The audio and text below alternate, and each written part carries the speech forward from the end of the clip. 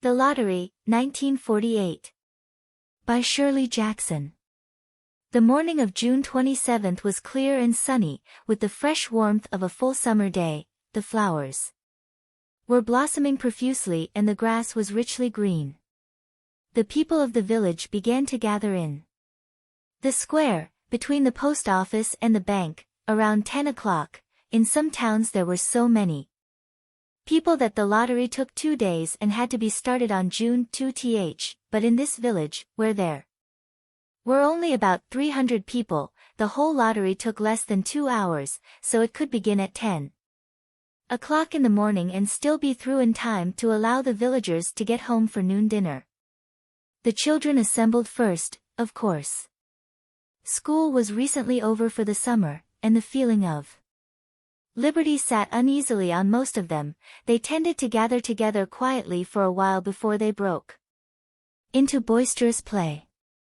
And their talk was still of the classroom and the teacher, of books and reprimands. Bobby Martin had already stuffed his pockets full of stones, and the other boys soon followed his example, selecting the smoothest and roundest stones. Bobby and Harry Jones and Dickie Delacroix, the villagers pronounced this name, Delacroix, eventually made a great pile of stones in one corner of the square and guarded it against the raids of the other boys. The girls stood aside, talking among themselves, looking over their shoulders at rolled in the dust or clung to the hands of their older brothers or sisters. Soon the men began to gather, surveying their own children, speaking of planting and rain, tractors and taxes. They stood together, away from the pile of stones in the corner, and their jokes were quiet and they smiled rather than laughed. The women, wearing faded house dresses and sweaters, came shortly after their menfolk. They greeted one another and exchanged bits of gossip as they went to join their husbands. Soon the women, standing by their husbands, began to call to their children, and the children came. Reluctantly, having to be called 4 or 5 times. Bobby Martin ducked under his mother's grasping hand and ran, laughing, back to the pile of stones. His father spoke up sharply, and Bobby came quickly and took his place between his father and his oldest brother. The lottery was conducted as were the square dances, the teen club, the Halloween program by Mr. Summers, who had time and energy to devote to civic activities. He was a round-faced, jovial man and he ran the coal business, and people were sorry for him, because he had no children and his wife was a scold. When he arrived in the square, carrying the black wooden box, there was a murmur of conversation among the villagers, and he waved and called, "Little late today, folks." The postmaster, Mr. Graves, followed him, carrying a 3-legged stool, and the stool was put in the center of the square and Mr. Summers set the black box down on it. The villagers kept their distance, leaving a space between themselves and the stool. And when Mr. Summers said, "Some of you fellows want to give me a hand?" there was a hesitation before 2 men. Mr. Martin and his oldest son, Baxter, came forward to hold the box steady on the stool while Mr. Summers stirred up the papers inside it. The original paraphernalia for the lottery had been lost long ago, and the black box now resting on the stool had been put into use even before Old Man Warner, the oldest man in town, was born. Mr.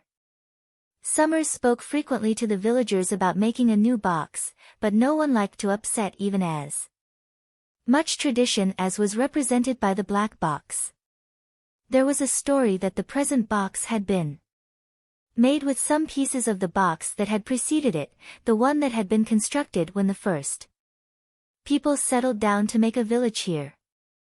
Every year, after the lottery, Mr. Summers began talking again about a new box, but every year the subject was allowed to fade off without anything's being done. The black box grew shabbier each year. By now it was no longer completely black but splintered badly. along one side to show the original wood color, and in some places faded or stained. Mr. Martin and his oldest son, Baxter, held the black box securely on the stool until Mr. Summers had stirred the papers thoroughly with his hand. Because so much of the ritual had been forgotten or discarded, Mr. Summers had been successful in having slips of paper substituted for the chips of wood that had been used for generations.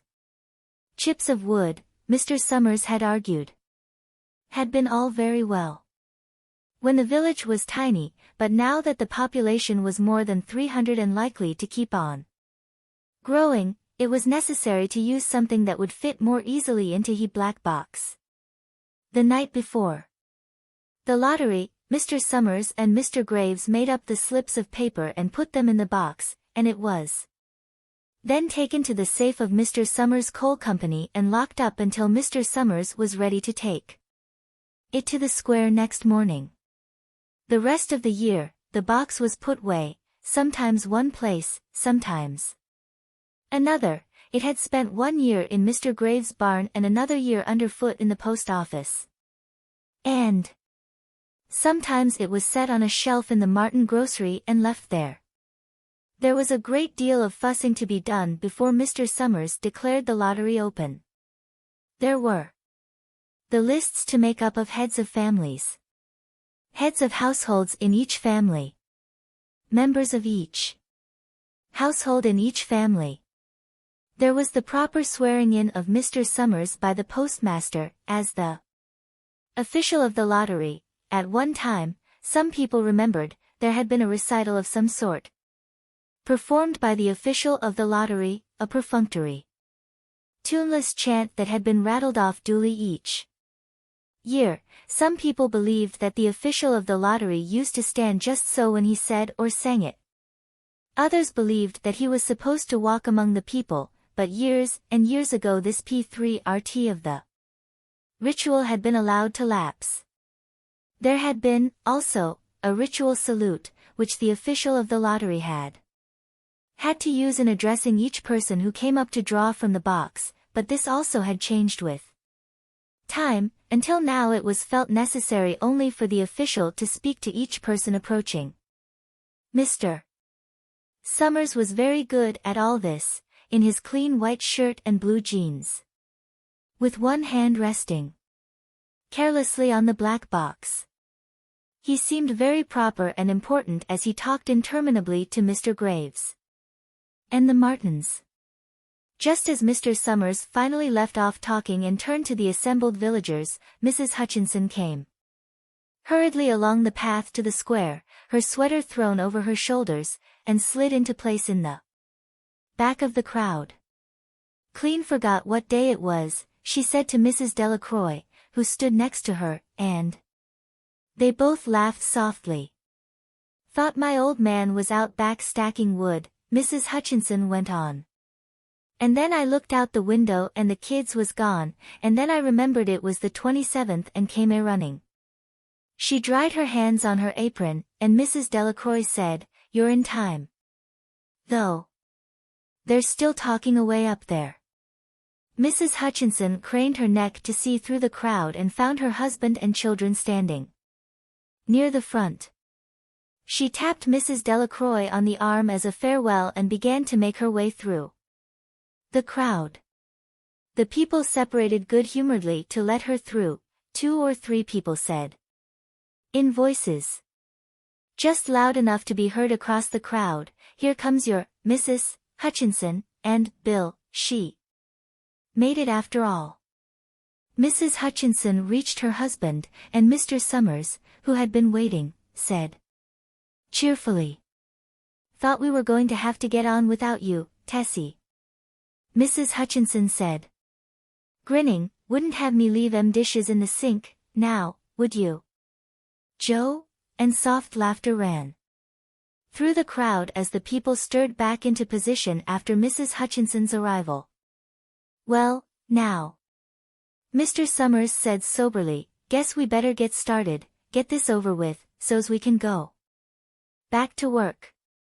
Anybody ain't here?" "Dunbar," several people said. Dunbar. Dunbar. Mr. Summers consulted his list. Clyde Dunbar, he said. That's right. He's broke his leg, hasn't he? Who's drawing for him? Me. I guess, a woman said. And Mr. Summers turned to look at her. Wife draws for her husband. Mr. Summers said. Don't you have a grown boy to do it for you, Janie? Although Mr. Summers and everyone else in the village knew the answer perfectly well, it was the business of the official of the lottery to ask such questions formally. Mr. Summers waited with an expression of polite interest while Mrs. Dunbar answered. Horace is not but 16 vet. Mrs. Dunbar said regretfully. Guess I gotta fill in for the old man this year. Right. Senior Summers said. He made a note on the list he was holding. Then he asked, Watson boy. Drawing this year? A tall boy in the crowd raised his hand. Here, he said. I'm drawing for my mother and me. He blinked his eyes nervously and ducked his head as several voices in the crowd said thin #s like, good fellow. Lack, and, glad to see your mother's got a man to do it. Well, Mr. Summers said, guess that's everyone. Old man Warner make it. Here, a voice said. And Mr. Summers nodded. A sudden hush fell on the crowd as Mr. Summers cleared his throat and looked at the list. All ready, he called. Now, I'll read the names heads of families first and the men come up and take a paper out of the box. Keep the paper folded in your hand without looking at it until everyone has had a turn. Everything clear? The people had done it so many times that they only half listened to the directions, most of them were quiet, wetting their lips, not looking around. Then Mr. Summers raised one hand high and said, Adams. A man disengaged himself from the crowd and came forward. Hi. Steve. Mr. Summers said. And Mr. Adams said. Hi. Joe. They grinned at one another humorlessly and nervously. Then Mr. Adams reached into the black box and took out a folded paper. He held it firmly by one corner as he turned and went hastily back to his place in the crowd, where he stood a little apart from his family, not looking down at his hand. Allen. Mr. Summers said. Anderson. Bentham. Seems like there's no time at all between lotteries anymore. Mrs. Delacroix said to Mrs. Graves in the back row. Seems like we got through with the last one only last week. Time sure goes fast, Mrs. Graves said. Clark. Delacroix. There goes my old man. Mrs. Delacroix said. She held her breath while her husband went forward. Dunbar, Mr. Summers said, and Mrs. Dunbar went steadily to the box while one of the women said. Go on. Janie, and another said, there she goes. We're next. Mrs. Graves said. She watched while Mr. Graves came around from the side of the box, greeted Mr. Summers gravely and selected a slip of paper from the box. By now, all through the crowd, there were men holding the small folded papers in their large hand, turning them over and over nervously. Mrs. Dunbar and her two sons stood together, Mrs. Dunbar holding the slip of paper. Harbert. Hutchinson. Get up there, Bill, Mrs. Hutchinson said. And the people near her laughed. Jones. They do say, Mr. Adams said to old man Warner, who stood next to him, that over in the north village they're talking of giving up the lottery. Old man Warner snorted. Pack of crazy fools, he said. Listening to the young folks, nothing's good enough for them. Next thing you know, they'll be wanting to go back to living in caves, nobody work any more, live hat way for a while. Used to be a saying about, lottery in June, corn be heavy soon. First thing you know, we'd all be eating stewed chickweed and acorns. There's always been a lottery, he added petulantly. Bad enough to see young Joe Summers up there joking with everybody. Some places have already quit lotteries. Mrs. Adams said. Nothing but trouble in that, old man Warner said stoutly. Pack of young fools. Martin and Bobby Martin watched his father go forward. Over dike. Percy. I wish they'd hurry, Mrs. Dunbar said to her older son. I wish they'd hurry. They're almost through, her son said. You get ready to run tell Dad, Mrs. Dunbar said. Mr. Summers called his own name and then stepped forward precisely and selected a slip from the box. Then he called, Warner. 77th year I been in the lottery, old man Warner said as he went through the crowd. 77th time. Watson, the tall boy, came awkwardly through the crowd. Someone said, don't be nervous, Jack, and Mr. Summers said, take your time, son. Zanini. After that, there was a long pause, a breathless pause, until Mr. Summers, holding his slip of paper in the air, said, all right, fellows. For a minute, no one moved, and then all the slips of paper were opened.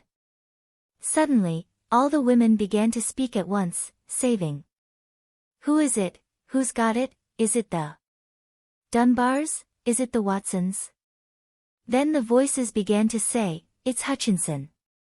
It's Bill. Hutchinson's got it.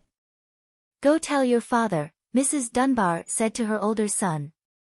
People began to look around to see the Hutchinsons.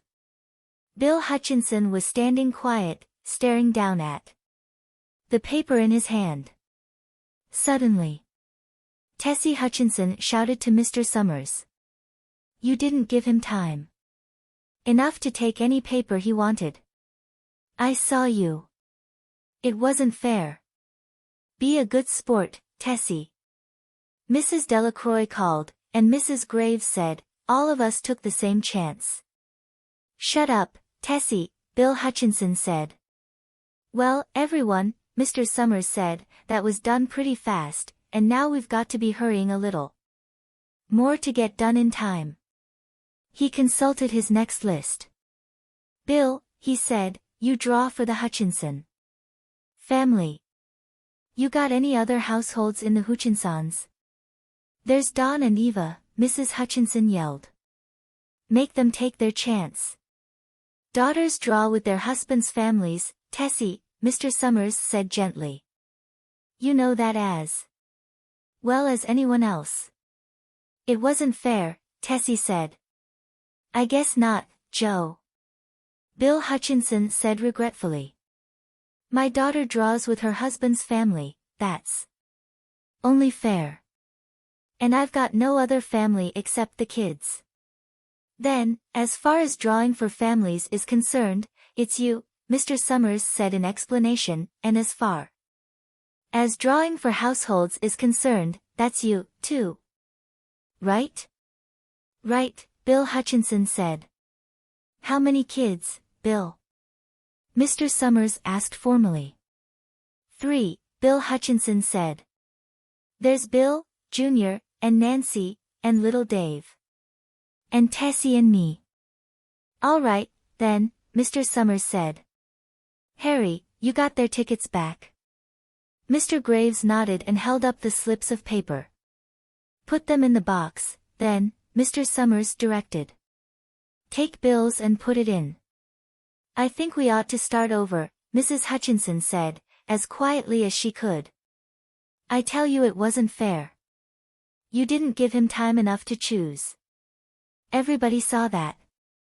Mr. Graves had selected the 5 slips and put them in the box. And he dropped all the papers but those onto the ground, where the breeze caught them and lifted them off. Listen, everybody, Mrs. Hutchinson was saying to the people around her. "Ready, Bill?" Mr. Summers asked. And Bill Hutchinson, with one quick glance around at his wife and children, nodded. "Remember," Mr. Summers said. "Take the slips and keep them folded until each person has taken one. Harry, you help little Dave." Mr. Graves took the hand of the little boy, who came willingly with him up to the box. "Take a paper out of the box, Davy," Mr. Summers said. Davy put his hand into the box and laughed.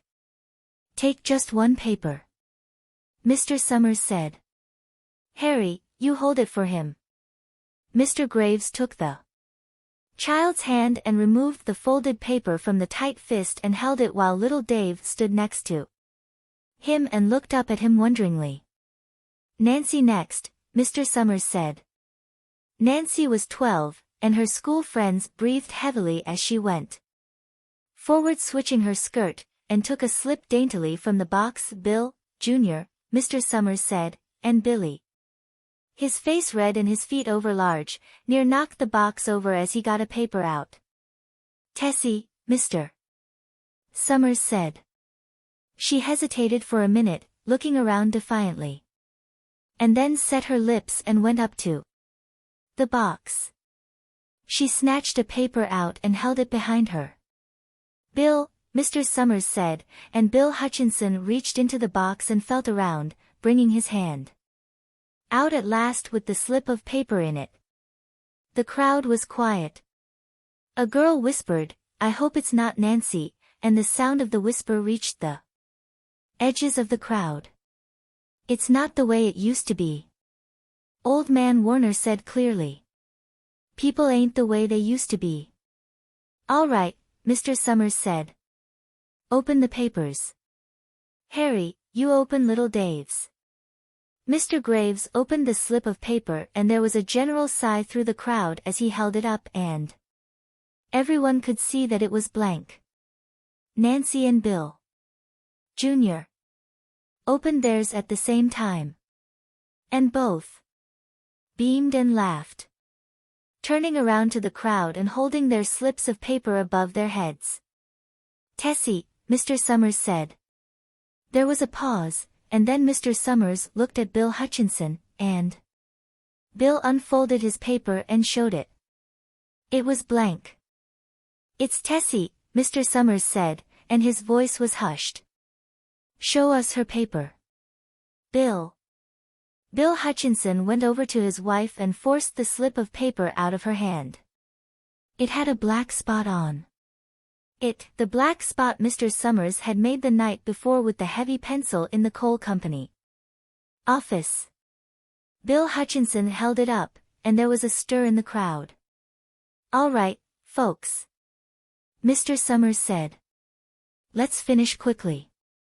Although the villagers had forgotten the ritual and lost the original black box, they still remembered to use stones. The pile of stones the boys had made earlier was ready.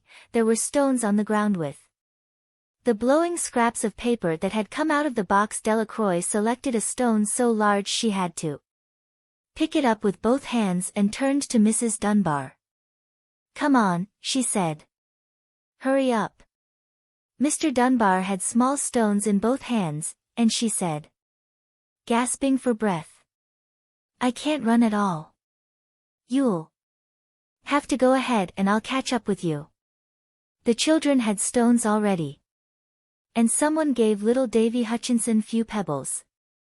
Tessie Hutchinson was in the center of a cleared space by now, and she held her hands out desperately as the villagers moved in on her. "It isn't fair," she said. A stone hit her on the side of the head. "Old Man Warner was saying, come on, everyone." Steve Adams was in the front of the crowd of villagers, with Mrs. Graves beside him.